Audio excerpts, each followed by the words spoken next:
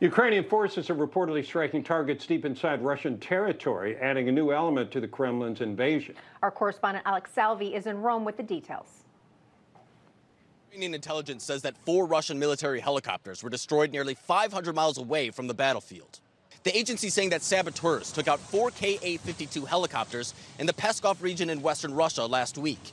Videos on social media appearing to corroborate those claims, as Russian media only says that 2 vehicles were damaged due to an unknown explosion. Either way, this delivers a blow to Russia's Air Force, as the Ka-52 is Moscow's best attack helicopter and is already on limited supply. For officials in Kyiv, the immediate concern is the threat of retaliation by Russia, which, as of recently, means strikes on key infrastructure. Our enemies are doing everything to ensure that the city is without heat, electricity, and water supply, and in general, that we all die. This is their task. And the future of the country, and our future with you, each of us, depends on how we will be prepared for different situations, and how well we can withstand them. Therefore, you need to be ready. Past alleged sabotage efforts, such as the bombing on the Kerch Bridge in Crimea or counterattacks on the Russian fleet in the Black Sea, are often met with a series of rocket attacks on cities across Ukraine. But the country's military believes that taking out targets such as helicopters could prevent these types of strikes from ever taking place at all. For context, it took about 14 years to manufacture 25 of the Ka-52s, with Ukraine claiming it's already shot down a quarter of the supply, meaning these losses could have a significant impact on Russia's invasion. Back to you. Yes. All right, Alex, thank you very much. Meanwhile, some major developments in the Russian-Ukraine war. The Biden administration has had secret talks with Russian officials to reduce the chances of a nuclear engagement. The Wall Street Journal reporting Sunday that National Security Advisor Jake Sullivan held secret talks in recent days with Russian counterparts. Last week, U.S. sources claimed Russian military leaders had discussed using nuclear weapons, though there has been no evidence of their deployment. Meanwhile, the risk of nuclear confrontation does appear to be growing. In a speech last week, the head of the U.S. Strategic Command, that's Admiral Charles Richards, said the current Russian-Ukraine conflict is just the warm-up to a bigger confrontation. Yeah, Admiral Richard added that the big one is coming and urged more preparedness. Russia continues to strike Ukraine's infrastructure and electrical power plants.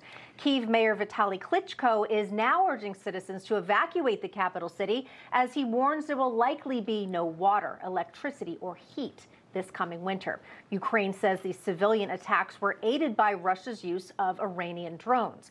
Iran initially denied the claim, but this weekend, Iran's foreign minister admitted that Tehran had supplied Moscow with the airborne weapons, but before the war started. Yeah, President Zelensky said Iran was lying and accused Tehran of being a terrorist state. And Russia seems to be completing its evacuation of Kherson, the key port city that Ukraine is set to take back in the coming days. Russian troops reportedly looting the city as officials were exiting. The loss of Kherson would be a major defeat for Russian President Putin since his annexation of the territory in October. Joining us now to discuss the latest report, retired Brigadier General in the U.S. Air Force, General Blaine Holt. General, your thoughts on what's going on right now? How do you assess what's going on there? It's great to be with you both. You know, the big picture level strategically, we're seeing a dramatic escalation in this war. It's coming to a very dangerous inflection point that can go well beyond Ukraine's borders. Let's remember, the winter is now setting in. The ground is freezing. Russian armor will become more effective. But they are hammering Ukraine's infrastructure. They've depleted about 40% of their power and water capability. And we're on the eve, I believe, of a massive refugee crisis that's going to make the first wave look very small. And I'm not certain that leaders are doing anything to go find an off-ramp, despite recent reports of National Security Advisor Sullivan engaging the Russians. General Holt, what do you think that the United States should be doing now, and what position would a war escalation put us in? The first thing we need to do is exhibit some leadership here at home. I think that this administration, the national security team, and its record so far has been horrible, and they need to now sit with the American people, look into the cameras, and tell us why escalating this war is important. And what I mean by escalation is is this really now the time to be putting American forces on the ground in Ukraine, even under some kind of audit mission where they're going to become military targets by the Russians? Two nuclear powers in contact with one another? I think that what we should be doing is using the military support that we've given to Ukraine to engage the Russians to say, enough's enough, we need to back down, let's at least get to tables to talk. If there is a refugee crisis, as you're describing, what does that do for Putin? Well, it meets a lot of his strategic aims. If you look at Putin's top strategic goals in this whole thing, is it to possess Ukraine? No. If he wanted to possess Ukraine, he certainly wouldn't be destroying it at the rate he is.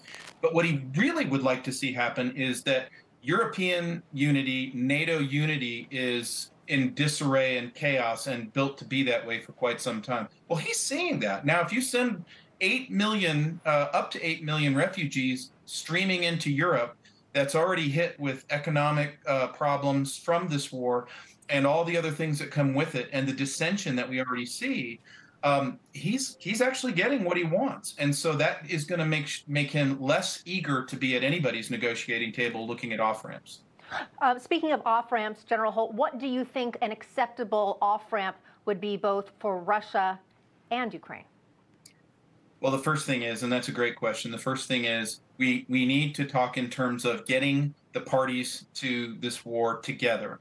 And we need to not have preconditions. We just need to get people into rooms. The Russians, of course, are going to want to say the territorial gains that they've made so far, they want to lock in. They're not going to be interested in giving up Kherson. But they also don't want to see NATO encroaching on its border, so there's leverage on that side too. They've got to get together. They're not talking, and both leaders see no advantage in negotiating with their people looking at them with heavy expectations. All right, General Blaine Holt, always a pleasure talking to you, General. Thank you. Great to talk with you both. Take care. All right, for more news on Ukraine and news everywhere, you can go to Newsmax.com.